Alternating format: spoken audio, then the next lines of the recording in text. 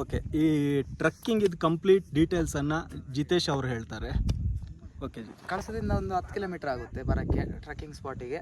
ಅಲ್ಲಿಂದ ಒಂದು 4 kilometre off road ಇದೆ. ಟ್ರಕ್ಕಿಂಗ್ ಜೀಪಲ್ಲಿ ಬರಬೇಕು, ಜೀಪ್ ಇಲ್ಲಾಂದರೆ ಪಿಕಪ್ಪಲ್ಲಿ ಬರಬೇಕು.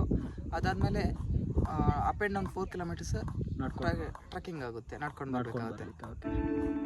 ಹಾಗೆ ಕಳಸ ಮತ್ತು ಓರ್ನಾಡು ಸಿಟಿ ಕಾಣುತ್ತೆ. ಹಾಗೆ 360 ಡಿಗ್ರಿ ಗುಡ್ಡ ವ್ಯೂ ಕಾಣುತ್ತೆ. ಸೊ ಅದು ಗುಡ್ಡ ಈಗ ಬಂದಿದ್ದು ಆನೆಗುಡ್ಡ. ಆ ಕಡೆ ಎಲ್ಲ ಯಾವುದು ಸೀಸನ್ ಬೆಸ್ಟ್ ಇಲ್ಲಿಗೆ?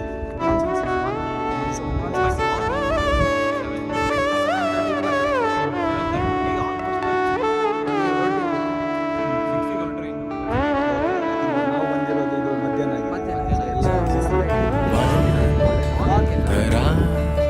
ವಾರಾದೋ ಮಳೆಯೇ ಕಣ್ ಬಿಳಿ ಕಾಟಾದೋ ದಿಸೆಯೇ தேடல் தீராதது